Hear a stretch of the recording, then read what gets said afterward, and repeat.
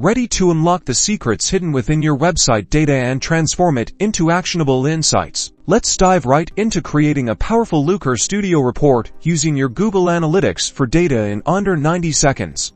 First, head over to Looker Studio and start a new blank report. You'll be prompted to connect to a data source. Choose Google Analytics, and then select your GA4 property from the list. Click Connect in the top right corner. Now, Looker Studio automatically creates a basic report. Let's customize it. Start by adding a scorecard to display total users. In the toolbar, select Add a Chart, then choose Scorecard. Drag the scorecard to your desired location on the canvas. In the right-hand panel, under Metric, search for total users and select it. Boom!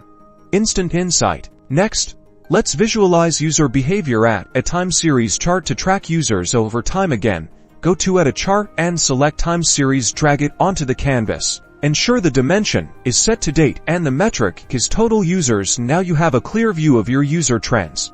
Want to see where your users are coming from?